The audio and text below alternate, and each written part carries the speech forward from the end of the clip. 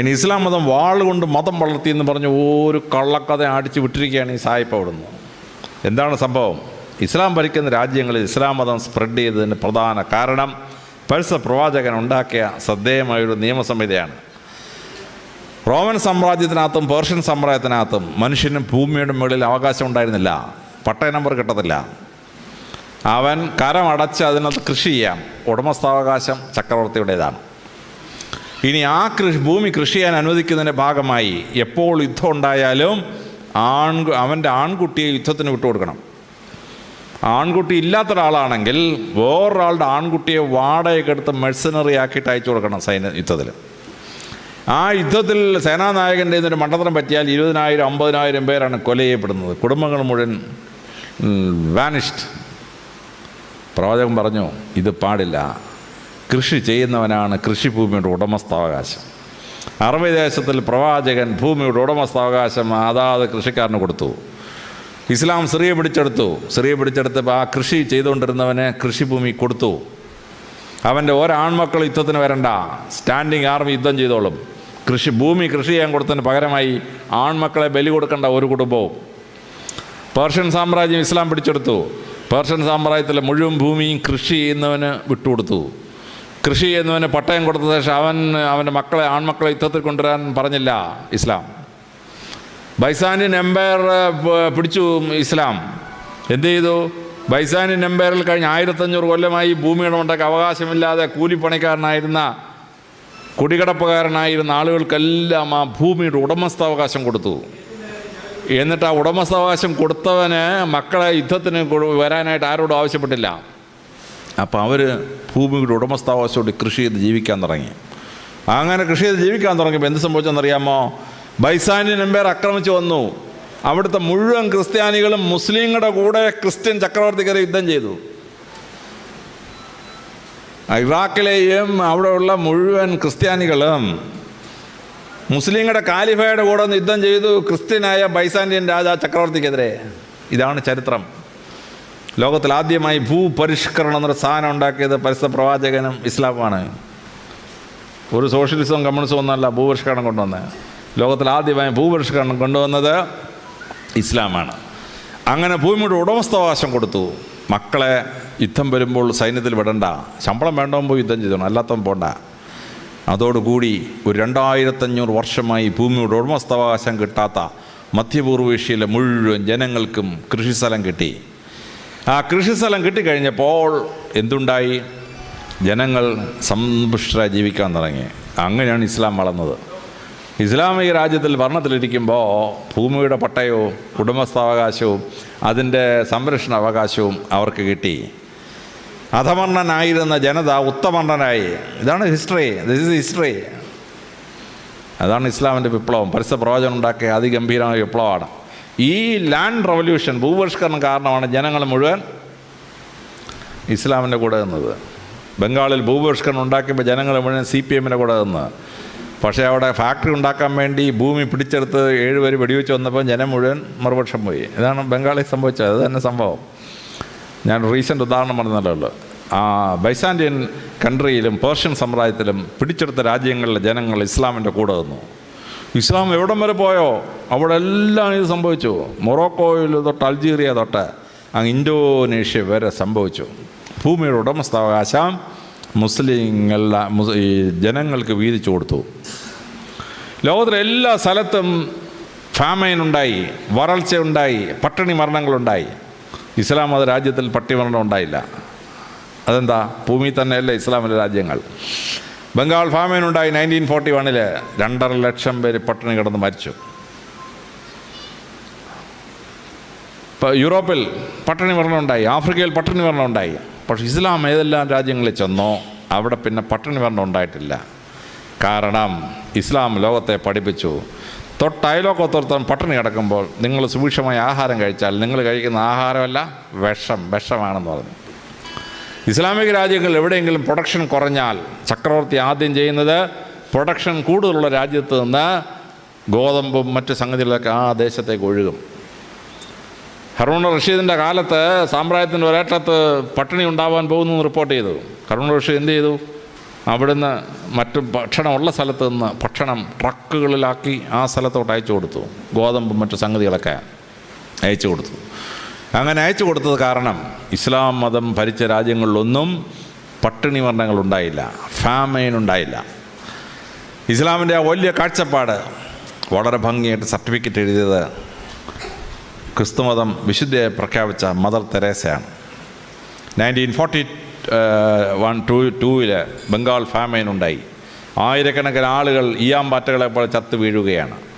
Mother Teresa അമേരിക്കയിലെ പണക്കാർക്ക് എഴുതി, നിങ്ങളിങ്ങനെ കോടീശ്വരന്മാരായി ഇരിക്കുമ്പോൾ ഇവിടെ മനുഷ്യൻ പട്ടിണി കിടന്ന് മരിക്കുന്ന നിങ്ങൾ കാണുന്നില്ലേ, നിങ്ങൾ എന്ത് ക്രിസ്തുമതമായി സംസാരിക്കുന്നതെന്ന് ചോദിച്ചു. മദർ തെരേസയുടെ റിക്വസ്റ്റിൻ്റെ ഭാഗമായി അവർ 2 കപ്പൽ നിറച്ച് 1 കപ്പൽ ഗോതമ്പും 1 കപ്പൽ പാൽപ്പൊടിയും അയച്ചു കൊടുത്തു കൽക്കട്ട തുറമുഖത്തേക്ക്. ബ്രിട്ടീഷ് ഗവൺമെൻറ് ആ പാൽപ്പൊടിയൊക്കെ എടുത്തിട്ട് മദർ തെരേസയുടെ ആശ്രമത്തിൽ മഠത്തിൽ കൊണ്ടു കൊടുത്തു. മദർ തെരേസ അതെല്ലാം വാങ്ങിച്ച് വെച്ച് കഴിഞ്ഞപ്പോൾ പെട്ടെന്ന് ഒരു കന്യാസ്ത്രീ ഓടി വന്നു. മദറെ, ഇതുകൊണ്ട് കാണുന്ന മുസ്ലിം കുടുംബത്തിൽ 3 ദിവസമായി ആഹാരം പാചകം ചെയ്തിട്ട് പട്ടിണി കിടക്കുകയാണെന്നോ.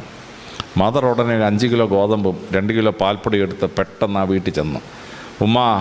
ഉമ്മയുടെ വീട്ടിൽ 2-3 ദിവസമായിട്ട് പട്ടിണിയാണെന്നും കേൾക്കുന്നു. ഈ ഒരു 5 കിലോ ഗോതമ്പും 2 കിലോ പാൽപ്പൊടിയും വെച്ചോ, പെട്ടെന്ന് ആഹാരം ഉണ്ടാക്കി ഭർത്താവിനും മക്കൾക്കും കൊടുക്കണമെന്ന് പറഞ്ഞു. ആ സ്ത്രീ പറഞ്ഞു, മദറെ ഒന്നിരിക്കാൻ ഇപ്പോൾ വരാമെന്ന് പറഞ്ഞിട്ട് പെട്ടെന്ന് ആ സ്ത്രീ ഒരു സഞ്ചിക്കകത്ത് എന്തോ എടുത്തുകൊണ്ട് മുറ്റത്ത് ചാടി. കുറച്ച് കഴിഞ്ഞ് സഞ്ചിയില്ലാതെ തിരിച്ചു വന്നു. മദർ തെരേസ ചോദിച്ചു, എന്താ ഉമ്മയെ കാണിച്ചേ? ഉമ്മ പറഞ്ഞു, എൻ്റെ മദറെ, എൻ്റെ വീട്ടിൽ പാചകം ചെയ്തിട്ട് 3 ദിവസമായി. പക്ഷേ എൻ്റെ തൊട്ടപ്പുറത്തെ വീട് ഒരു ഹിന്ദുവിൻ്റെ വീടാണ്. അവിടെയും ഞങ്ങളെപ്പോലെ 3 ദിവസമായി ആഹാരം പാചകം ചെയ്തിട്ട്. അതുകൊണ്ട് മദർ എനിക്ക് തന്ന 5 കിലോ ഗോതമ്പിൻ്റെ പകുതിയും മദർ എനിക്ക് തന്ന 2 കിലോ പാൽപ്പൊടിയുടെ പകുതിയും ഞാൻ അപ്പുറത്തെ ഹിന്ദു വീട്ടിൽ കൊടുത്തു. പെട്ടെന്ന് ആഹാരം ഉണ്ടാക്കി മക്കൾക്ക് കൊടുക്കാൻ വേണ്ടി ഞാൻ തിരിച്ച് വന്നതാണ് മദറെ എന്നത്. മദർ തെരേസ സർട്ടിഫിക്കറ്റ് എഴുതിയിരിക്കുകയാണ്. പരിശുദ്ധ പ്രവാചകൻ ലോകത്തെ പഠിപ്പിച്ച ഈ പരസ്പര സഹകരണം ലോകത്തിന് മുഴുവൻ മാതൃകയാണ്. ആ മുസ്ലിമിൻ്റെ ഉമ്മ കാണിച്ചത് പരിശുദ്ധ പ്രവാചകൻ പഠിപ്പിച്ച ഒരു കാര്യമാണ്. അതുകൊണ്ട് ലോകത്തിലെ എല്ലാ രാജ്യങ്ങളിലും വരൾച്ചയുണ്ടായി, ഫാമൈൻ ഉണ്ടായി, പട്ടിണി മരണങ്ങളുണ്ടായി. ഇസ്ലാം ഭരിച്ച ഒരു രാജ്യത്തിലും പട്ടിണി മരണം ഉണ്ടായില്ല. സൗദി അറേബ്യയിലോ നോർത്ത് ആഫ്രിക്കൻ കൺട്രീസിലോ ഒന്നും പട്ടിണി മരണമില്ല. കാര്യം പട്ടിണി മരണം ഇല്ലാത്തത് ഈ ഭക്ഷണം വിതരണം നടത്തുന്ന ഒരു സമ്പ്രദായം കൊണ്ടാണ്. ഞാൻ സൗദി അറേബ്യയിൽ പോയി. സൗദി അറേബ്യയിൽ ചെന്ന് എന്നെ കൊണ്ടുപോയ സംഘടനക്കാർ എന്നെ ഒരു ഹോട്ടലിൽ കൊണ്ടുപോയി ആഹാരം കഴിച്ചുകൊണ്ടിരിക്കുമ്പോൾ കുറേ ആളുകൾ ഇങ്ങനെ വന്നിട്ട് കൈ നീട്ടുന്നു. അപ്പോൾ ഇയാൾ എന്തൊക്കെ സാധനം കൊടുത്തു. ഞാൻ ചോദിച്ചത് എന്ത് സംഭവം? അദ്ദേഹം പറഞ്ഞു, സൗദി അറേബ്യയിലെ ഏത് കടയിൽ ഏത് ഹോട്ടലിലും ഞാൻ പട്ടിണിയാണെന്ന് പറഞ്ഞ് ചെന്നാൽ അവർ സൗജന്യമായിട്ട് ആഹാരം കൊടുക്കും. മിക്കവാറും മലയാളികളായിരിക്കും വാങ്ങിക്കുന്നത്, അത് വേറെ കാര്യമെങ്കിലും കൈ നീട്ടി ഫ്രീ ഫുഡ് കിട്ടാം. ലോകത്തിലെ വേറെ ഏതെങ്കിലും രാജ്യത്ത് ഫ്രീ ഫുഡ് കിട്ടും. ഹോട്ടലിന് മുമ്പിൽ ചെന്ന് ഫ്രീ ഫുഡ് ചോദിച്ചാൽ അവൻ ചായ കോരി നമ്മുടെ തലയ്ക്ക് ഒഴിച്ചു തരും. അതാണ് സംഭവം. വളരെ കൃത്യമായിട്ട് സംഭവം ഇത് ഫ്രീ ഫുഡ്. ഞാൻ അമ്പരന്ന് പോയി സൗദി അറേബ്യയിലെ ഹോട്ടലിൽ. ഇത് ഇസ്ലാം ലോകത്തെ പഠിപ്പിച്ചാണ്. അതുകൊണ്ടാണ് ഇസ്ലാമിക രാജ്യങ്ങളിൽ പട്ടിണി മരണം ഉണ്ടാകാത്ത, ഫാമൈൻ ഉണ്ടാകാത്ത, എല്ലാ മതക്കാർക്കും തുല്യ പ്രാധാന്യം, മനുഷ്യനായി ജീവിക്കാനുള്ള അവസരം. ഇത് ഇസ്ലാമിൻ്റെ അത്ഭുതകരമായ ഫിലോസഫിയാണ്. പ്രവാചകൻ വളരെ ശ്രദ്ധേയമായി ചെയ്ത ഒരു 8ാമത്തെ കാര്യമുണ്ട്. അത് ധനം കൈകാര്യം ചെയ്യുന്നുള്ള സംഭവമാണ്. ലോകത്തിലെ എല്ലാ രാജ്യങ്ങളിലും പണക്കാരനായിക്കൊണ്ടിരുന്നു, പാവപ്പെട്ടവനായിക്കൊണ്ടിരുന്നു. അതിനനുസരണമായിട്ടാണ് പണത്തിൻ്റെ ഒഴുക്ക്. പണക്കാരൻ പലിശയ്ക്ക് പണം കൊടുക്കും, പാവപ്പെട്ടവൻ എടുക്കും. അവസാനം പാവപ്പെട്ടവൻ തിരിച്ചടയ്ക്കാൻ വയ്യ, പണക്കാരൻ അവൻ്റെ വസ്തു ജപ്തി ചെയ്തുകൊണ്ട് പോകും. നിരാലംബരായ പാപ്പർ സൂട്ട് അടിച്ച് കുറേ എണ്ണം. പണക്കാരൻ പിന്നെയും പണക്കാരനാകും. പരിശുദ്ധ പ്രവാചകൻ പറഞ്ഞു, നത്തിങ് ഡൂയിങ്. പലിശ എന്നൊരു സാധനം ഇസ്ലാമിന് അനുവദനീയമല്ല. ഒരു ബ്ലേഡ് ബാങ്കും മുസ്ലിം നടത്താൻ ഒക്കെയില്ല. നിങ്ങൾ 100 രൂപ കൊണ്ട് ബാങ്കിലിട്ടാൽ 100 കൊല്ലം കഴിഞ്ഞ് എന്നാൽ 100 രൂപ മാത്രമേ കിട്ടത്തുള്ളൂ, പലിശ കിട്ടുകയില്ല. പരിശുദ്ധ പ്രവാചകൻ പറഞ്ഞ ന്യായം വളരെ കറക്റ്റാണ്. ആരാണ് പണം കൊടുക്കുന്നത്?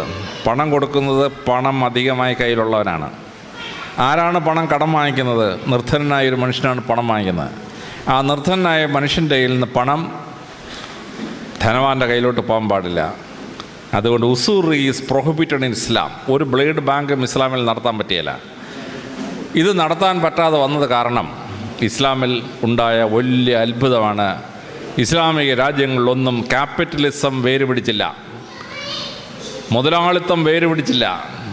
മുതലാളിത്തം വേരുപിടിക്കാൻ ഇസ്ലാം സമ്മതിച്ചിട്ടില്ല. കാരണം പണക്കാരനാവുന്ന പാവപ്പെട്ടവനാവുന്ന ഒരു എക്കണോമിക്സ് ഇസ്ലാമിന് അനുവദനീയമല്ല. തന്നെയുമല്ല, പണക്കാരൻ അവൻ്റെ സമ്പത്തിൻ്റെ 2.5% പാവപ്പെട്ടവരിലേക്ക് ഒഴുക്കണം, സക്കാത്ത്. അപ്പോൾ ആ നിയമം ഉണ്ടാക്കിയപ്പോൾ പരസ്യപ്രവാചകൻ കൃത്യമായ നിയമം ഉണ്ടാക്കി. ഒരു ദിവസത്തെ വരുമാനം കൊടുക്കണമെന്ന് പറഞ്ഞിരുന്നെങ്കിൽ ഒരാണ്ടിൽ ഏറ്റവും കുറച്ച് പൈസ ഉണ്ടായ ദിവസത്തെ വരുമാനം അവനും കൊടുത്തന്നെയായിരുന്നു കണക്ക് ശരിയാക്കാൻ. പ്രവാചകൻ അതൊക്കെ തല്ല, ഇൻകം ടാക്സ് കണക്കാക്കുന്ന പോലെ ഒരു കൊല്ലത്തെ ഇൻകം കണക്കാക്കുക, എന്നിട്ട് അതിന് 2.5% പാവപ്പെട്ടവനിലേക്ക് കൊടുക്കണം. അപ്പോൾ പാവപ്പെട്ടവൻ്റെ പണം പണക്കാരന് പോയിക്കൊണ്ടുവന്ന സിസ്റ്റം മാറ്റി പണക്കാരൻ്റെ പണം പാവപ്പെട്ടവനിലേക്ക് പോകുന്ന സിസ്റ്റം പരിശുദ്ധ പ്രവാചകൻ ഉണ്ടാക്കി. ഇത് അതിശ്രദ്ധേയമായ ഒരു നിയമ സംഹിതയാണ്. അതുകൊണ്ടാണ് ഇസ്ലാമിക രാജ്യങ്ങളിലൊന്നും ക്യാപിറ്റലിസം അല്ലെങ്കിൽ മുതലാളിത്തം ഉണ്ടായില്ല. യൂറോപ്പും ഏഷ്യയും മുഴുവൻ ഫ്യൂഡലിസം ഉണ്ടായി. ഭൂ ഉടമ സമ്പ്രദായത്തിലൂടെ ഭൂ ഉടമസ്ഥനുണ്ടായി. കേരളത്തിൽ മങ്കൊമ്പ് പൊട്ടർക്ക് 2 ലക്ഷം പറ നിലമായിരുന്നു. 2 ലക്ഷം പറ നിലം. കായൽ രാജാവ് മുരിക്കന് 30,000 ഏക്കർ സ്ഥലം. ഇസ്ലാമിൽ ഇപ്പണി പറ്റിയല്ല. ഇസ്ലാമിൽ പാവപ്പെട്ടവൻ കൂടുതൽ പാവപ്പെട്ടവൻ സമ്പ്രദായം ഇല്ല. അവനിലേക്ക് പണക്കാരൻ്റെ പണം സക്കാത്തിലൂടെ ഒഴുകും. ദാരിദ്ര്യം ഉണ്ടാവാൻ സമ്മതിക്കുകയില്ല. ദാരിദ്ര്യന് രാജ്യവും ധനവാനും സപ്പോർട്ട് കൊടുക്കും. അതുകൊണ്ട് ഇസ്ലാമിക രാജ്യങ്ങളിൽ ഫ്യൂഡലിസം ഉണ്ടായില്ല. ഇസ്ലാമിക രാജ്യങ്ങളിൽ ക്യാപിറ്റലിസം ഉണ്ടായില്ല. മുതലാളിത്ത വ്യവസ്ഥ ഉണ്ടായില്ല. ഇസ്ലാമിക രാജ്യങ്ങളിൽ ഭൂമിയുടെ ഉടമസ്ഥാവകാശം അവന് കൊടുത്തത് കാരണം ഇസ്ലാമിക രാജ്യങ്ങളിൽ ഭൂ ഉടമ സമ്പ്രദായം ഉണ്ടായില്ല. ഇസ്ലാമിക രാജ്യങ്ങൾ സ്വന്തമായി സ്വത്തുള്ള, സ്വന്തമായി വീടുള്ള ഒരു ജനസമൂഹമായി ഇസ്ലാം മാറി. ഇത് വളരെ ശ്രദ്ധേയമായി നമ്മൾ മനസ്സിലാക്കേണ്ടതാണ്. ഇതേറ്റവും ഭംഗിയായി നമ്മൾ മനസ്സിലാക്കുന്നൊരു സംഭവമാണ് സലാഡിൻ്റെ പ്രസിദ്ധമായ ജീവിതം. സലാഡിൻ ജെറുസലേം പിടിച്ചടക്കിയ രാജാവാണ്. സലാഡിൻ ജെറുസലേം പിടിച്ചടക്കാനായിട്ട് വന്ന് കുരിശ് യുദ്ധങ്ങളിലൂടെ ജെറുസലേം പിടിച്ചെടുത്ത് അവിടെ താമസിക്കുന്ന ക്രിസ്ത്യാനികൾ താമസിക്കുമ്പോൾ അദ്ദേഹം ജെറുസലേമിൻ്റെ മതിലുകൾക്കെതിരെ ബോംബാർഡ് ചെയ്തു. 50 മീറ്റർ നീളത്തിൽ മതിലിടിഞ്ഞ് താഴെ വീണു. മതിലിടിഞ്ഞ് താഴെ വീണ് കഴിഞ്ഞപ്പോൾ സലാഡിൻ സൈന്യത്തോട് പുറകോട്ട് മാറാൻ പറഞ്ഞു. എന്നിട്ടൊരു സന്ദേശം കൊടുത്തയച്ചു. ക്രിസ്ത്യാനികളുടെ നേതാവ് പുറത്തു വരണം, സമാധാന സന്ധിക്കായി പുറത്തു വരണം. ക്രിസ്ത്യാനികൾ അമ്പരന്ന് പോയി. അവരുടെ നേതാവായി ലിയാണ്ടർ പുറത്തു വന്നു. സലാഡിൻ പറഞ്ഞു, ലിയാണ്ടറെ, ഞാൻ എൻ്റെ സൈന്യത്തെ പുറകോട്ട് മാറ്റിയിരിക്കുകയാണ്. സൈന്യം ഇനി അകത്ത് കയറിയാൽ അക്രമം ഉണ്ടാവും, സ്ത്രീകൾ കൊല്ലപ്പെടും, കുട്ടികൾ കൊല്ലപ്പെടും. ഇത് പരിശുദ്ധ പ്രവാചകൻ ഞങ്ങളോട് സമ്മതിച്ചിട്ടില്ല. യുദ്ധത്തിൽ പങ്കെടുക്കുന്ന പടയാളികൾക്കല്ലാതെ ആർക്കും പരിക്കുണ്ടാകാൻ പാടില്ല. മെക്കക്കാർ മദീനെ ആക്രമിക്കാൻ വന്നു. പ്രവാചകൻ സൈന്യത്തെ കൊണ്ട് 25 കിലോമീറ്റർ തെക്കോട്ട് പോയി മരുഭൂമി വെച്ച് യുദ്ധം ചെയ്തു. കാര്യം മദീനയെ വെച്ച് യുദ്ധം ചെയ്താൽ അവിടുത്തെ പാവപ്പെട്ട ജനങ്ങൾ കൊല്ലപ്പെടും, സ്ത്രീകൾ കൊല്ലപ്പെടും. ഉഹൂദ് യുദ്ധത്തിന് വന്നു. പ്രവാചകൻ സൈന്യത്തെ കൊണ്ട് പുറത്തു വന്നു, മരുഭൂമി വെച്ച് യുദ്ധം ചെയ്തു. പട്ടാളക്കാർക്ക് മാത്രമേ പരിക്ക് പറ്റുള്ളൂ. അങ്ങനെ പരിക്ക് പറ്റുന്ന ഒരു സമ്പ്രദായത്തിൽ നിങ്ങൾ നിങ്ങളുടെ സ്ത്രീകളെയും കുട്ടികളെയും എല്ലാം കൂട്ടി നിങ്ങളുടെ സ്വത്തൊക്കെ എടുത്തുകൊണ്ട് നിങ്ങൾ നേരെ ലെബനോനിലോട്ട് പൊക്കോളാം. അവിടെ ക്രിസ്ത്യൻ ഭൂരിപക്ഷ പ്രദേശമാണ്, അവിടെ പോയി താമസിച്ചോളാൻ പറഞ്ഞു. ലിയാണ്ടർ സലാഡിനോട് ചോദിച്ചു, സലാഡിനെ 1096 ക്രിസ്ത്യാനികൾ ഈ ജെറുസലേം പിടിച്ചെടുക്കുമ്പോൾ നടന്നെന്താണെന്ന് അങ്ങേക്കറിയാമോ? അദ്ദേഹം പറഞ്ഞ്, എൻ്റെ വല്യപ്പൻ പറഞ്ഞ് ഞാൻ കേട്ടിട്ടുണ്ട്. ക്രിസ്ത്യാനികളോടൊന്ന് ജെറുസലേം പിടിച്ച ശേഷം അതിനകത്തുള്ള മുഴുവൻ മുസ്ലിങ്ങളെയും വെട്ടി ഞുറുക്കി കഷണമാക്കി കത്തിച്ചു. ലിയാണ്ടർ പറഞ്ഞു, ഇതങ്ങേക്ക് അറിയാമെങ്കിൽ പിന്നെ അങ്ങ് എന്തിനാണ് ഞങ്ങളോട് ഈ മര്യാദ കാണിക്കുന്നത്? സലാഡിൻ പറഞ്ഞു, അത് നിങ്ങളുടെ സംസ്കാരം. പരിശുദ്ധ പ്രവാചകൻ ഞങ്ങളെ പഠിപ്പിച്ചിട്ടുണ്ട്, നിരായുധനായ ഒരാൾ ആക്രമിക്കപ്പെടാൻ പാടില്ല, സ്ത്രീകൾ കൊല്ലപ്പെടാൻ പാടില്ല, കുട്ടികൾ കൊല്ലപ്പെടാൻ പാടില്ല. അതുകൊണ്ട് പ്രവാചകൻ പഠിപ്പിച്ച തത്വം അനുസരിച്ച് നിങ്ങൾ പൊക്കോളാൻ പറഞ്ഞു. ലിയാണ്ടർ തൻ്റെ സ്ത്രീകളെയും കുട്ടികളെയും ആടുമാടുകളെയും സ്വർണവും ഒക്കെ എടുത്തുകൊണ്ട് നേരെ ലെബനോനിൽ പോയി. മുഴുവൻ ക്രിസ്ത്യാനികളും പോയി കഴിഞ്ഞിട്ടാണ് സലാഡിൻ ജെറുസലേമിൽ പ്രവേശിച്ചു. ഒറ്റ മനുഷ്യൻ കൊല്ലപ്പെട്ടില്ല. ആ വലിയ സംഭവം ഹോളിവുഡ് ഒരു സിനിമയാക്കി, സിറ്റി ഓഫ് ഹെവൻ. നിങ്ങളറിയുള്ള സിറ്റി ഓഫ് ഹെവൻ സിനിമ കണ്ടാൽ അറിയാം സലാഡിൻ ചെയ്ത അത്ഭുതം. ഈ സലാഡിൻ 1794 മരണശയ്യയിലായി.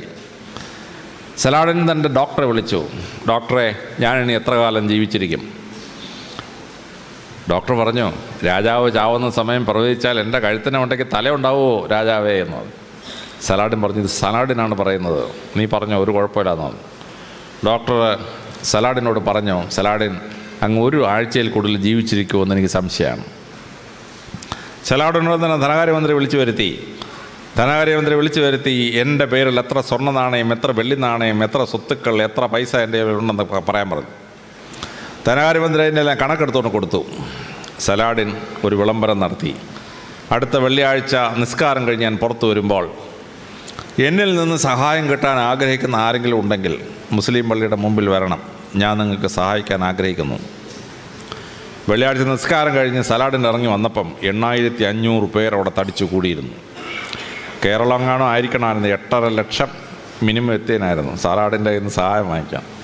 അറബികൾ മര്യാദക്കാരാണ്, അവർ 8500 പേരെ വന്നുള്ളൂ. വന്നവർക്കെല്ലാം സലാഹുദ്ദീൻ ഒരു സ്വർണ്ണ നാണയം വെച്ച് കൊടുത്തു. വന്നവർക്കെല്ലാം സലാഹുദ്ദീൻ 40 വെള്ളി നാണയം കൊടുത്തു. സലാഹുദ്ദീൻ അവരോട് ചോദിച്ചു, നിങ്ങൾക്ക് സ്വന്തമായി വസ്തുവില്ലാത്തൊരു കൈവെക്കാൻ പറഞ്ഞു. അങ്ങനെ കൈവക്കി സലാഹുദ്ദീൻ്റെ പേരിലുണ്ടായിരുന്ന വസ്തുക്കൾ ഈക്വലായിട്ട് വീതിച്ചു കൊടുത്തു. ഒരാൾക്ക് 20 ഏക്കർ വെച്ച് കിട്ടി. അവിടെ നിന്നവർക്കല്ല, കൈവൊക്കിയവനല്ല. നിങ്ങളിൽ ഈ വസ്തു കിട്ടിയിട്ട് വീട് വെക്കാൻ പൈസ ഇല്ലാത്ത എത്ര പേരുണ്ടെന്ന് ചോദിച്ചു. കൈവൊക്കി തൻ്റെ കയ്യിലുണ്ടായിരുന്ന ബാക്കി മുഴുവൻ പൈസയും ഈക്വലായിട്ട് കൈവൊക്കിയവർക്ക് വീതിച്ചു കൊടുത്തു. 8500 പേരും സന്തോഷമായിട്ട് പോയി. സലാഹുദ്ദീൻ ധനകാര്യമന്ത്രിയോട് ചോദിച്ചു, ഇനി എൻ്റെ പേരിൽ എന്തെങ്കിലും ബാക്കിയുണ്ടോ? ധനകാര്യമന്ത്രി പറഞ്ഞു, ഒന്നുമില്ല, അങ്ങ് നിസ്വനാണെന്ന് പറഞ്ഞു. സലാഹുദ്ദീൻ പറഞ്ഞു, ഞാൻ മരിക്കാൻ തയ്യാറായിരിക്കുന്നു. എന്നിട്ട് അദ്ദേഹം ഒരു കൽപ്പന പുറപ്പെടുവിച്ചു, ഒരു വിൽപ്പത്രം. ഞാനത് വായിച്ച് അമ്പരന്ന് പോയി. എന്തൊരു വിൽപ്പത്രം! അദ്ദേഹം പറഞ്ഞു, സാധാരണ രാജാക്കന്മാർ മരിക്കുമ്പോൾ ചെങ്കോലും കിരീടവും മോതിരവും അഴിച്ചു മാറ്റും. പക്ഷെ ഞാൻ മരിക്കുമ്പോൾ ഇത് 3 മാത്രമല്ല, എൻ്റെ ശരീരത്തിലെ മുഴുവൻ വസ്ത്രവും അഴിച്ച് മാറ്റണം, ചെങ്കോലും കിരീടവും മോതിരവും കൂടാതെ. ഞാൻ കിടന്ന എൻ്റെ കൊട്ടാരത്തിലെ മുഴുവൻ ഫർണിച്ചറും മേശയും കസേരയും എല്ലാം എടുത്ത് പാവപ്പെട്ടവർക്ക്, ഫർണിച്ചറില്ലാത്തവർക്ക് കൊടുത്തേക്കണം. എൻ്റേതായ കുറേ വസ്ത്രമുണ്ട് എൻ്റെ കൊട്ടാരത്തിനകത്ത് അലമാരയിൽ. ആ അലമാരയിലുള്ള മുഴുവൻ വസ്ത്രവും പുറത്തെടുത്ത് വസ്ത്രമില്ലാത്ത പാവങ്ങൾക്ക് വീതിച്ച് കൊടുത്തേക്കണം. എന്നിട്ട് ഞാൻ ജനിച്ചു വീണപ്പോൾ എങ്ങനെ നഗ്നനായിരുന്നുവോ അതുപോലെ നഗ്നനാക്കി എന്നെ ആ മരുഭൂമി കൊണ്ട് ഇന്ന് മണൽ മാറ്റി അങ്ങ് കുഴിച്ചിട്ടേക്കണം. എൻ്റെ ശവകുടീരത്തിൻ്റെ, എൻ്റെ കല്ലറയുടെ മുമ്പിൽ ഒരു ശവകുടീരം പണിയരുത്, എൻ്റെ ഒരു താജ്മഹലും പണിഞ്ഞേക്കരുത്, ഒരു മൗസോളിയം പണിഞ്ഞേക്കരുത്. ഞാനവിടെ അടക്കപ്പെട്ടെന്ന് മാത്രം അവിടെ എഴുതി വെച്ചേക്കുക. ഈജിപ്തും സിറിയയും പാലസ്തീനും ഇസ്രായേലും സൗദി അറേബ്യയും കുവൈറ്റും ഇറാഖും 16 ഇപ്പോഴത്തെ 16 രാജ്യം ഒരുമിച്ച് ഭരിക്കുന്ന രാജാവാണെന്ന് ആലോചിച്ചാണ്. അദ്ദേഹം മരിച്ചപ്പോൾ സർവ്വ ചെങ്കോലും എല്ലാം അഴിച്ചെടുത്ത് എല്ലാ സ്വർണവും മാറ്റി ഫർണിച്ചറെല്ലാം ദാനം ചെയ്ത് അദ്ദേഹത്തിൻ്റെ 1000ഓളം വസ്ത്രങ്ങളെല്ലാം ദാനം ചെയ്ത് പൂർണ്ണ നഗ്നനാക്കിക്കൊണ്ട് എന്ന് സംസ്കരിച്ചു. ആ വിൽപ്പത്രം അവസാനിക്കുമ്പോൾ സലാഹുദ്ദീൻ പറഞ്ഞിരിക്കുന്നു, നിസ്വനായി ജനിച്ചാൽ നിസ്വനായി പോകണമെന്ന് പ്രവാചകനായ മുഹമ്മദ് നബി പഠിപ്പിച്ചത് ഞാനിതാ നടപ്പാക്കുന്നു. ഇപ്പോഴും സലാഹുദ്ദീൻ്റെ ശവകുടീരത്തിൽ ചെന്നാൽ 4-5 കല്ലിങ്ങനെ വെച്ചിട്ടുണ്ടെങ്കിൽ അവിടെ ഒരു ചെറിയ കുറിപ്പുണ്ട്, ഹിയർ സലാഹുദ്ദീൻ ഈസ് ബറീഡ്. ഒരു കല്ലറയില്ല, ഒരു മൗസോളിയും ഇല്ല. 16 രാജ്യം ഭരിച്ചിരുന്ന രാജാവാണ്. ഇതാണ് ഇസ്ലാമിൻ്റെ കാഴ്ചപ്പാട്. സമ്പത്ത് കൊണ്ട് ആരും മഹാനാവുന്നില്ല, സമ്പത്ത് കൂട്ടി വെച്ചിട്ട് ആരും സ്വർഗവും കിട്ടാൻ പോകുന്നില്ല. പാവപ്പെട്ടവനെ സഹായിക്കുന്ന വലിയ ഫിലോസഫിയായി പരിസരപ്രവാചകൻ ഇസ്ലാമിനെ വാർത്തെടുത്തു. ഇതാണ് ഇസ്ലാമിൻ്റെ നീതിശാസ്ത്രം, ഇസ്ലാമിൻ്റെ എക്കണോമിക്സ് എന്ന് പറയപ്പെടുന്നത്. ഒരു സാമ്രാജ്യത്വവും വളരാത്ത, ഒരു ക്യാപിറ്റലിസവും വളരാത്ത, ഒരു ഫ്യൂഡലിസവും വളരാത്ത, ഒരു മുതലാളിത്തവും വാഴാത്ത ഭൂപരിഷ്കരണം നടപ്പാക്കിയ, നിസ്വനെ ഭൂവുടമയാക്കി മാറ്റിയ തത്വശാസ്ത്രമാണ് ഇസ്ലാം. ഈ ഇസ്ലാം സർവരോടും സ്നേഹം പ്രകടിപ്പിക്കുന്ന ഇസ്ലാമാണ്. ഞാൻ പഠിച്ച ഇസ്ലാമിലെ ഒരു മുസ്ലിം ടെററിസ്റ്റ് ആവാൻ പറ്റില്ല, ഒരു ടെററിസ്റ്റിനും മുസ്ലിം ആവാനും പറ്റിയില്ല, ഒരു മുസ്ലിമിനും ടെററിസ്റ്റ് ആവാൻ പറ്റിയില്ല. പ്രവാചകൻ പഠിപ്പിച്ച് ഇസ്ലാമിൽ വിശ്വസിക്കുന്ന ആർക്കും ടെററിസ്റ്റ് ആവാൻ പറ്റിയില്ല. ഒരു ടെററിസ്റ്റിനും മുസ്ലിം ആവാൻ പറ്റിയില്ല. ഒരു ഒസാമ ബിൻ ലാദനും മുസ്ലിമല്ല, ഒരു അബൂബക്കർ അൽ ബാഗ്ദാദി മുസ്ലിമല്ല. പ്രവാചകൻ പഠിപ്പിച്ചതാണ്. നിരപരാധികളെ കൊല്ലുന്നത് ഇസ്ലാമിൻ്റെ പ്രാക്ടീസ് അല്ല, ബോംബ് വെക്കുന്ന ഇസ്ലാമിൻ്റെ പ്രാക്ടീസ് അല്ല. അതാണ് മഹത്തായ ഇസ്ലാം, പ്രവാചകൻ പഠിപ്പിച്ച ഇസ്ലാം. പ്രവാചകൻ 9-ആമത്തെ ചെയ്തത് ഒരു ഭരണക്രമം ഉണ്ടാക്കി. ആ ഭരണക്രമം ലോകത്തിന് മുഴുവൻ അത്ഭുതമായൊരു ഭരണക്രമമാണ്. തിരുവിതാംകൂറും കൊച്ചിയും ഒന്നും ഒരിക്കലും മുസ്ലിങ്ങൾ ഭരിച്ചില്ല. കേരളത്തിലാകെ കണ്ണൂർ പട്ടണത്തിൽ മാത്രം ഒരു അറക്കൽ ബീവി ഉണ്ടായിരുന്നു. പക്ഷേ കേരളത്തിലെ ഭരണക്രമം എടുത്തു നോക്കൂ, അതിൽ ഭൂരിപക്ഷവും ഇസ്ലാമികമാണ്. പണ്ട് ഭരണത്തിന് നേതൃത്വം വഹിച്ച ആളിനെ വിളിച്ചിരുന്ന പേരാണ് ദിവാൻ. ദിവാൻ എന്ന് പറഞ്ഞാൽ അറബി വാക്കാണ്, രണ്ടാമൻ എന്നർത്ഥമാണ്. ദിവാൻ സർ പി രാമസ്വാമി അയ്യർ എന്ന് പറഞ്ഞാൽ ആ ദിവാൻ സ്ഥാനം പ്രവാചകൻ ഉണ്ടാക്കിയ സ്ഥാനമാണ്. റവന്യൂവിൻ്റെ ചീഫിനെ വിളിച്ചിരുന്ന പേര് പേഷ്കാർ. പേഷ്കാർ പ്രവാചകൻ ഉണ്ടാക്കിയതാണ്. പേഷ്കുഷ് എന്ന് പറഞ്ഞാൽ അറബി ഭാഷയിൽ കരം, പേഷ്കുഷ് പിരിക്കുന്നവൻ പേഷ്കാർ. അതിനെ ബ്രിട്ടീഷുകാർ എന്നപ്പോൾ ഇംഗ്ലീഷിൽ ട്രാൻസ്ലേറ്റ് ചെയ്തു കളക്ടർ ഓഫ് ടാക്സസ്. പിന്നെ ഈ ഓഫ് ടാക്സസ് നാണക്കേടാന്ന് ICSകാർക്ക് തോന്നിയോ അതങ്ങ് വെട്ടിമാറ്റി. അങ്ങനെയാണ് കളക്ടറായത്. കളക്ടറുടെ ഒറിജിനൽ വാക്ക് പേഷ്കാർ, പേഷ്കുഷ് പിരിക്കുന്നവൻ, അറബിയാണ് സംഭവം. രാജ്യത്തെ ഭരിക്കണമെങ്കിൽ അതിനെ പ്രോവിൻസുകളായി തിരിക്കണം. അങ്ങനെ അറബികൾ പ്രോവിൻസായി തിരിച്ചു. അതാണ് സില്ല എന്ന വാക്ക്. അതാണ് മലയാളത്തിൽ നമ്മൾ ജില്ല എന്നാക്കിയത്. നമ്മുടെ ജില്ല പ്രവാചകൻ ഉണ്ടാക്കിയതാണ്. അറബി ദേശത്ത് നിന്ന് ഒന്നാണ് ജില്ല. ആ ജില്ലയെ ഭരിക്കുന്ന കളക്ടർ അറബി ദേശത്ത് നിന്ന് ഒന്നാണ്. ആ ജില്ലകളെ സബ് ഡിവൈഡ് ചെയ്തു. അങ്ങനെ ഉണ്ടാക്കിയതാണ് താലൂക്ക. താലൂക്ക അറബി വാക്കാണ്, താലൂക്ക. ആ താലൂക്ക ഭരിക്കാൻ നമ്മളൊരു ഭരണാധികാരിയെ ഉണ്ടാക്കി, തഹസീൽദാർ. തഹസീൽദാർ അറബിയാണ്. ഹസാലദാർ. ഹസാല എന്ന് പറഞ്ഞാൽ കളക്ട്. ഹസാലദാർ, വൺ ഹു കളക്ട് ടാക്സസ്. അതാണ് നമ്മുടെ തഹസീൽദാറായത്. പണ്ടത്തെ പോലീസ് ചീഫിനെ വിളിച്ചിരുന്ന പേര് അമിനാദാർ, അറബിയാണ്. ആമീൻ എന്ന് പറഞ്ഞാൽ പ്രൊട്ടക്ഷൻ. അമിനാദാർ എന്ന് പറഞ്ഞാൽ പ്രൊട്ടക്ഷൻ കൊടുക്കുന്നവൻ, സംരക്ഷണം കൊടുക്കുന്നവൻ. പോലീസിലെ ഹവിൽദാർ അറബിയാണ്. ഡഫേദാർ അറബിയാണ്. ജമേദാർ അറബിയാണ്. താലൂക്ക്ദാർ അറബിയാണ്. ഇതെല്ലാം അറബിയാണ്. പ്രവാചകൻ ഉണ്ടാക്കിയ അഡ്മിനിസ്ട്രേറ്റീവ് സിസ്റ്റമാണ് നമ്മുടെ ഈ കേരളം മുഴുവൻ നടക്കുന്നത്. ഗ്രാമപ്രദേശങ്ങളിൽ വില്ലേജ് ഓഫീസിൽ ജമാബന്ദി മാർച്ച് 31. എന്താണ് ഈ ജമാബന്ദി? അറബിയാണ്.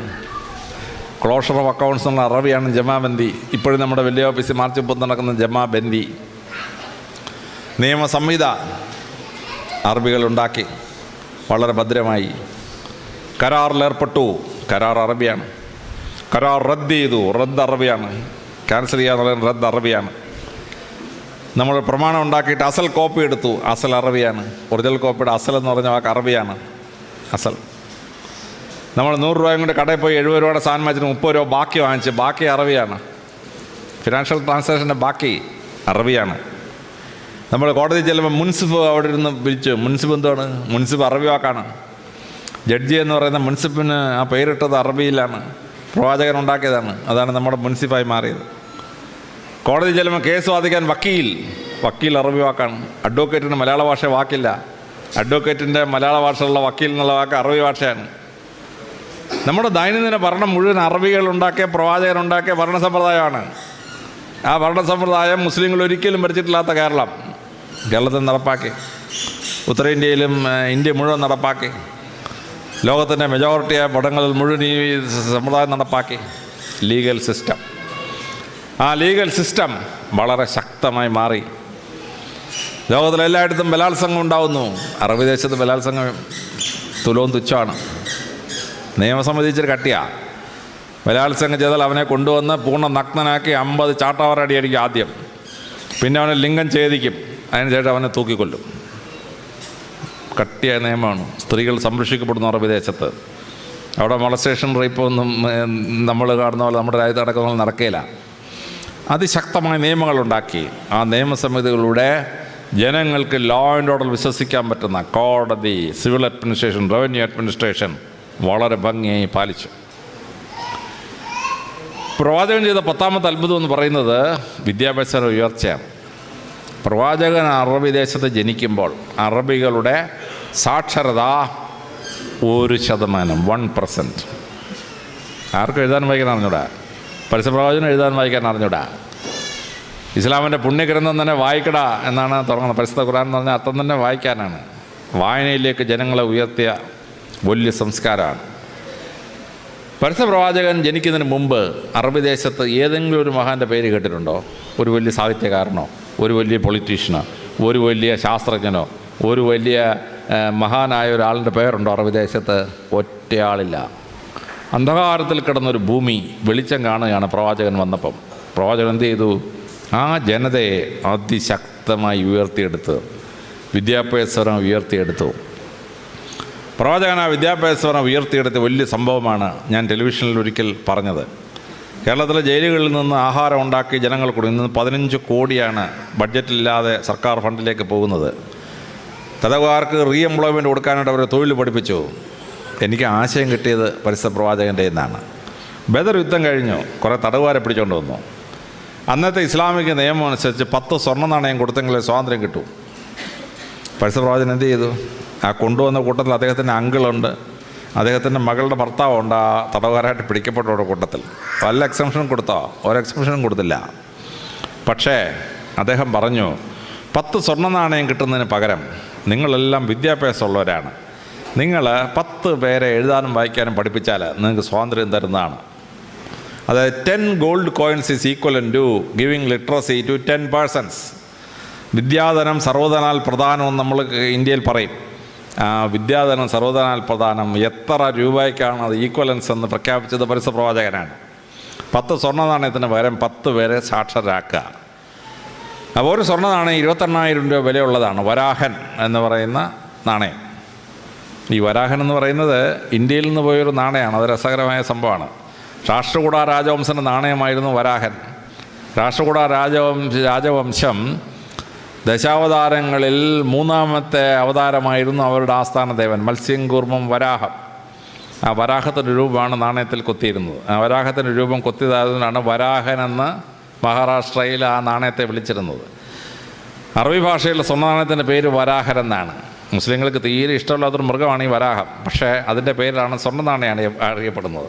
ആ സ്വർണ്ണ നാണയം 28,000 രൂപ. അപ്പോൾ ഒരാൾക്ക് സ്വാതന്ത്ര്യം കിട്ടണമെങ്കിൽ 28,000 × 10 2,80,000 രൂപ കൊടുക്കണം ഒരാൾക്ക് സ്വാതന്ത്ര്യം കിട്ടാൻ. പ്രവാചകൻ പറഞ്ഞു, നിങ്ങൾ ഈ 2,80,000 രൂപ അവിടെ നിന്ന് കൊണ്ടുവരാനൊന്നും പറ്റില്ല. നിങ്ങളൊരു കാര്യം ചെയ്യും, 10 പേരെ പഠിപ്പിക്കണം. 10 പേരെ പഠിപ്പിച്ച് കഴിഞ്ഞാൽ നിങ്ങൾക്ക് സ്വാതന്ത്ര്യം തരാം. അങ്ങനെ അറബികളെ ഈ തടവുകാരെ പഠിപ്പിച്ചു. 10 പേരെ സാക്ഷരരാക്കിയപ്പോൾ സ്വാതന്ത്ര്യം കൊടുത്തു. സ്വാതന്ത്ര്യം കൊടുത്തു കഴിഞ്ഞപ്പോൾ അവരോട് പ്രവാചകൻ പറഞ്ഞു, നിങ്ങളിപ്പോൾ സ്വതന്ത്രരാണ്, പക്ഷേ നിങ്ങൾക്ക് ഞങ്ങൾ അധ്യാപകരായിട്ട് ഞാൻ ജോലി തരാം. നിങ്ങളിവിടെ അറബികളെ സാക്ഷരരാക്കാൻ പറഞ്ഞു. അങ്ങനെ അറബികൾക്ക് സാക്ഷരത കിട്ടി. ഇവരെ സാക്ഷരത എന്ന് പറഞ്ഞ സിസ്റ്റം ഉണ്ടാക്കി. അറബികൾക്ക് സാക്ഷരത ഉണ്ടാക്കി. ഏറ്റവും സാക്ഷരരായ ഒരു ജനസമൂഹമായിട്ട് വാർത്തു. ഇസ്ലാം പോയ സ്ഥലത്തൊക്കെ സർവകലാശാലകൾ സ്ഥാപിച്ചു. ഇന്ത്യയിലെ ബുദ്ധമതം സ്ഥാപിച്ചാണ് സർവകലാശാലകൾ. നളന്ദയും തക്ഷശിലയും വിക്രമശിലയും ഉദന്തപുരിയൊക്കെ. ആ സർവകലാശാലകൾ മുസ്ലിങ്ങൾ കോപ്പി ചെയ്തു. മുസ്ലിങ്ങൾ കോപ്പി ചെയ്ത് അവർ ബാഗ്ദാദ് സർവകലാശാല ഉണ്ടാക്കി, ഈജിപ്തിൽ കെയ്റോ സർവകലാശാല ഉണ്ടാക്കി, സ്പെയിനിൽ കൊർഡോബ സർവകലാശാല ഉണ്ടാക്കി. അതിഗംഭീരമായ ലൈബ്രറികൾ അതിൻ്റെ ഭാഗമായി. 100 കൊല്ലം കൊണ്ട് പൊളിറ്റിക്കൽ ക്യാപിറ്റൽ വിദ്യാഭ്യാസ തലസ്ഥാനത്തേക്ക് മാറി. ഇറാഖിൻ്റെ തലസ്ഥാനം ബാബിലോണായിരുന്നു. പക്ഷെ 100 കൊല്ലം കഴിഞ്ഞപ്പോൾ തലസ്ഥാനം ബാഗ്ദാദിലേക്ക് മാറി. ഈജിപ്തിൻ്റെ തലസ്ഥാനം മെംഫിസ് ആയിരുന്നു. 100 കൊല്ലം കെയ്റോ യൂണിവേഴ്സിറ്റി ഫംഗ്ഷൻ ചെയ്ത് കഴിഞ്ഞപ്പോൾ ഈജിപ്തിൻ്റെ തലസ്ഥാനം കെയ്റോയിൽ വന്നു. സ്പെയിനിൻ്റെ തലസ്ഥാനം മാഡ്രിഡ് ആയിരുന്നു. പക്ഷേ 100 കൊല്ലം കഴിഞ്ഞപ്പോൾ കൊർഡോബായിലോട്ട് വന്നു തലസ്ഥാനം. ഈ യൂണിവേഴ്സിറ്റികൾ ലോകത്തിന് അറിവ് മുഴുവൻ സമാഹരിച്ച് വെച്ചു. യൂറോപ്പ് മുഴുവൻ അന്ധകാര യുഗത്തിൽ പോയി. ആ അറിവ് മുഴുവൻ ശേഖരിച്ച് വെച്ചത് മുസ്ലിങ്ങളാണ് അവരുടെ യൂണിവേഴ്സിറ്റികളിൽ. ഓവിഡിൻ്റെ മുഴുവൻ പുസ്തകവും നഷ്ടപ്പെട്ടിരുന്നു. അത് മുഴുവൻ അറബിയിൽ നിന്ന് റീട്രാൻസ്ലേറ്റ് ചെയ്തിട്ടാണ് നമ്മൾ കാണുന്ന ഓവിഡുള്ളത്. അരിസ്റ്റോട്ടലിൻ്റെ പകുതി ബുക്ക് നഷ്ടപ്പെട്ടു പോയിരുന്നു, കത്തിപ്പോയിരുന്നു. അരിസ്റ്റോട്ടലിൻ്റെ ബുക്കുകൾ അറബികൾ ട്രാൻസ്ലേറ്റ് ചെയ്ത് വെച്ചിരുന്നു. അത് റീട്രാൻസ്ലേറ്റ് ചെയ്തിട്ടാണ് നാം കാണുന്ന അരിസ്റ്റോട്ടലിൻ്റെ പല ബുക്കും നമ്മൾ കാണുന്നത്. അങ്ങനെ വിശ്വസാഹിത്യവും വിശ്വത്തിലുള്ള നോളജും അവർ ട്രാൻസ്ലേറ്റ് ചെയ്ത് വെച്ചു. പക്ഷേ അവരതിൻ്റെ ഒറിജിനൽ കോപ്പി എടുത്തില്ല. ഉദാഹരണത്തിന് കണക്ക്, നമ്മളിന്ന് ലോകത്തിലെ ന്യൂമറൽസിൽ വിളിക്കുന്ന അറബിക് ന്യൂമറൽസ് എന്നാണ്. ആക്ച്വലി അതല്ല, ഇന്ത്യൻ ന്യൂമറൽസാണ്. 0 to 1 2 3 9 9 വരെയുള്ള ഭാഗം. പക്ഷേ അറബികളിൽ നിന്ന് കിട്ടിയതായതുകൊണ്ട് അവർ അറബിക് ന്യൂമറൽസ് എന്ന് വിളിച്ചു. പക്ഷേ മുസ്ലിങ്ങൾ എന്ത് ചെയ്തു? അതിൻ്റെ ഒറിജിനലിൻ്റെ ക്രെഡിറ്റ് എടുത്തില്ല. സായിപ്പന്മാരെന്ത് ചെയ്യുന്നറിയാമോ? ചീന ഭരണി എടുത്തിട്ട് മെയ്ഡ് ഇൻ ഇംഗ്ലണ്ട് എന്ന് അടിക്കും. ചീന ഭരണിക്ക് മെയ്ഡ് ഇൻ ഇംഗ്ലണ്ട്. കണക്കിനെ അറബികൾ വിളിച്ച പേര് ഹിന്ദി സത്ത്, ഇന്ത്യയിൽ നിന്ന് വരുന്ന അറിവെന്നാണ്. ഹിന്ദി സത്ത്. ആ മഹത്തായ വിദ്യാഭ്യാസ പ്രക്രിയ ആൽബറൂണി ഉണ്ടാക്കി, അൽ ഖ്വാറിസിമി ഉണ്ടാക്കി, മഹാന്മാരുടെ ഒരു പണ്ഡിത നിരയുണ്ടാക്കി. ഇസ്ലാം വലിയ വലിയ ലൈബ്രറികൾ സ്ഥാപിച്ചു. കെയ്റോ യൂണിവേഴ്സിറ്റിയുടെ ലൈബ്രറി 1000 ഒട്ടകങ്ങൾ വിചാരിച്ചാൽ ട്രാൻസ്ഫർ ചെയ്യാൻ പറ്റാത്തത്ര വലുതായിരുന്നു എന്നാണ് ചരിത്രത്തിൽ രേഖപ്പെടുത്തിയിരിക്കുന്നത്. മംഗോൾസ് ഒന്ന് ഒരുപാട് കത്തിച്ചു, പക്ഷേ ബാക്കിയുള്ളത് രക്ഷപ്പെട്ടു. അങ്ങനെ അന്ധകാര യുഗം കഴിഞ്ഞ് ലോകം തിരിച്ചു വന്നപ്പം ഈ നോളജ് മുഴുവൻ തിരിച്ച് അറബിയിൽ നിന്ന് അതാത് ഭാഷകളോട് ട്രാൻസ്ലേറ്റ് ചെയ്തു. അങ്ങനെ ലോകത്തെ അന്ധകാര യുഗത്തിൽ നിന്ന് പുറത്തുകൊണ്ടുവരാനുള്ള വലിയ വിദ്യാഭ്യാസ പ്രക്രിയയാണ് ഇസ്ലാം ഉണ്ടാക്കിയ വലിയ വിദ്യാഭ്യാസ പ്രക്രിയ. അവരുടെ നിയമസംഹിത ലോകത്തിന് അത്ഭുതകരമായ ഒരു നിയമസംഹിതയായിരുന്നു. കേരളവും ഇന്ത്യയുമൊക്കെ മോഡലാക്കിയ നിയമസംഹിതകളിൽ പലതും ഇസ്ലാമിൻ്റെ വലിയ സംഭാവനയാണ്. പരിശുദ്ധ പ്രവാചകൻ ലോകത്തിന് വലിയ വെളിച്ചം കൊടുത്തു ഈ പ്രസ്ഥാനത്തിലൂടെ. അങ്ങനെ ലോകത്തിൻ്റെ ചരിത്രത്തിൻ്റെ ഗതി മാറ്റി എഴുതി. ഞാനൊരു സത്യക്രിസ്ത്യാനിയാണ്. പക്ഷേ പ്രവാചകനെ പറ്റി പഠിക്കും തോറും എനിക്കുണ്ടാകുന്ന അത്ഭുതം വളരെ വലുതാണ്. ഈ പ്രവാചകൻ എൻ്റെയും പ്രവാചകനാണ് എന്ന് കൃത്യമായി ഞാൻ മനസ്സിലാക്കുന്നു പ്രവാചകനെ പറ്റി പഠിക്കുമ്പോൾ. പരിശുദ്ധ ഖുർആൻ ഞാനൊരു 4 തവണ ഇപ്പോൾ ആദ്യം തൊട്ട് അവസാനം വരെ വായിച്ചു. പക്ഷെ ഒരു തവണ വായിച്ചിട്ട് രണ്ടാമത് പരിശുദ്ധ ഖുർആൻ വായിക്കുമ്പോഴും എനിക്ക് ഒരുപാട് വെളിച്ചം കിട്ടുന്നുണ്ട്. അതായത് അതിൻ്റെ ആ സാരത്തിലേക്ക് കടക്കുമ്പോഴാണ് എത്ര ദീർഘവീക്ഷണമുള്ള ഫാർ സൈറ്റഡായ ലോയാണ് ഇസ്ലാം ഉണ്ടാക്കിയ നിയമം എന്ന് നമ്മൾ മനസ്സിലാകുന്നു. കുറ്റകൃത്യങ്ങൾ കൺട്രോൾ ചെയ്ത്, നിയമം ഉപയോഗിച്ച് അഴിമതി കൺട്രോൾ ചെയ്ത് വളരെ നല്ല ഭരണ സമ്പ്രദായം ഇസ്ലാമിന് സൃഷ്ടിക്കാൻ പറ്റി. പരിശുദ്ധ പ്രവാചകൻ ഉണ്ടാക്കിയ വലിയ നിയമസംഹിത. അതിലേറ്റവും എന്നെ അത്ഭുതപ്പെടുത്തുന്നതാണ് എക്സിക്യൂഷൻ ലെവലിൽ നിൽക്കുന്ന എന്നെപ്പോലുള്ള പോലീസ് ഉദ്യോഗസ്ഥന്മാർക്ക് മാർഗനിർദ്ദേശം കൊടുത്തുകൊണ്ട് പരിശുദ്ധ പ്രവാചകൻ ഇറക്കിയ പ്രസിദ്ധമായ ഹാദിത്ത്. ഒരു സ്ത്രീയുടെ സ്വത്ത് മറ്റൊരാൾ തട്ടിയെടുത്തു. ആ തട്ടിയതെടുത്ത് തിരിച്ചു കൊടുക്കാനായി സ്ത്രീ കംപ്ലൈൻറ്റ് ചെയ്തു. പക്ഷേ റവന്യൂവും പോലീസും നീതി കൊടുത്തില്ല. ആ സ്ത്രീ പരിശുദ്ധ പ്രവാചകൻ്റെ അടുത്തെത്തി. പരിശുദ്ധ പ്രവാചകൻ്റെ അടുത്തെത്തി പ്രവാചകനോട് കംപ്ലൈൻറ്റ് ചെയ്തു. പ്രവാചകൻ ആ നിയമം മനസ്സിലാക്കിയിട്ട് ആ സ്ത്രീക്ക് സ്വത്ത് തിരിച്ചു കൊടുക്കാൻ പറഞ്ഞു. എന്നിട്ട് പോലീസ് ഉദ്യോഗസ്ഥനോടും റവന്യൂ ഉദ്യോഗസ്ഥനോടും പരിശുദ്ധ പ്രവാചകൻ പറഞ്ഞ പ്രസിദ്ധമായ ഹാദിത്താണ്, ടീയേഴ്സ് വുമൺ ഈ sparks of fire, it burns where it false.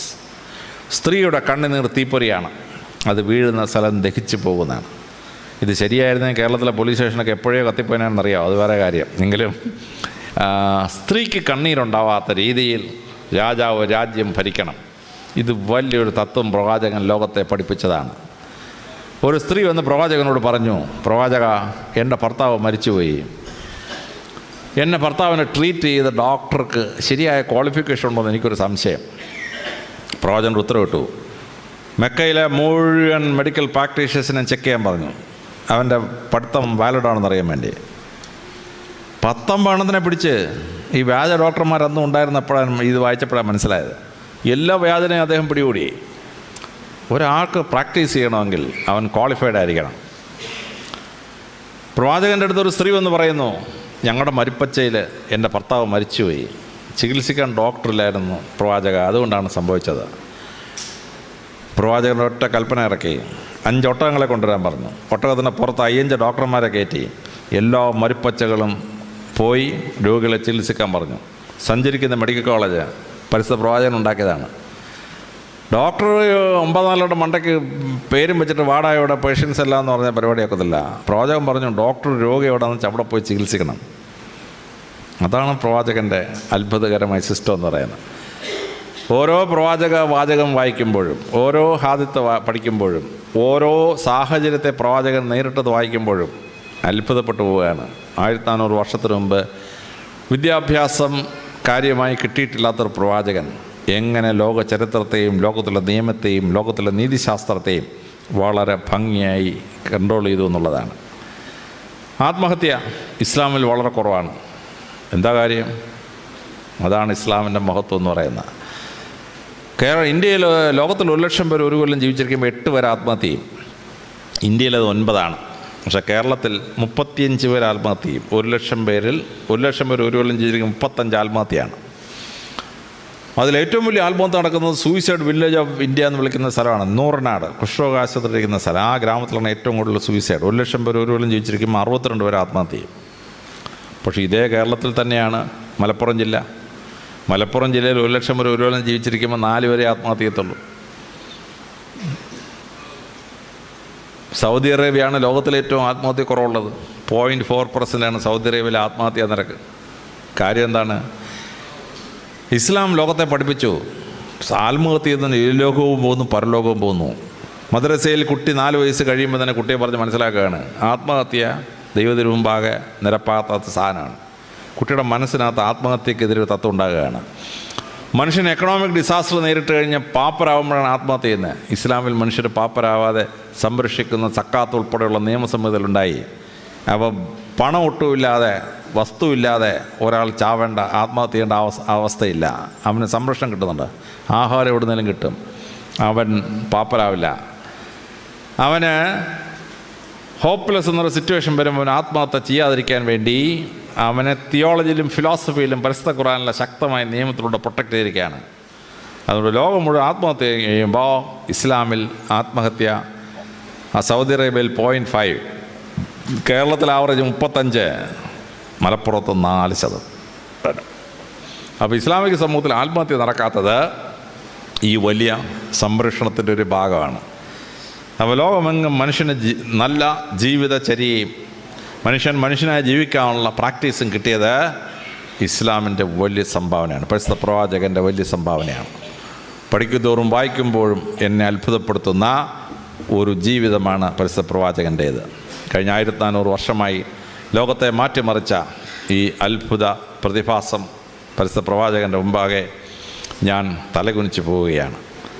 ഒരു ക്രിസ്ത്യാനി എന്ന നിലയ്ക്ക് ഞാൻ വേദപുസ്തകം മുഴുവൻ മാത്രം വായിച്ചിരുന്നെങ്കിൽ എനിക്ക് പല സത്യവും മനസ്സിലാവില്ലായിരുന്നു.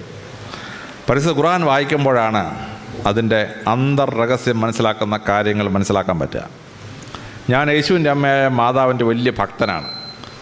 പക്ഷേ മാതാവിനെ പറ്റി വിശുദ്ധ വേദപുസ്തകം എടുത്ത് വായിച്ചാൽ 7 സ്ഥലത്തെ റെഫറൻസ് ഉള്ളൂ.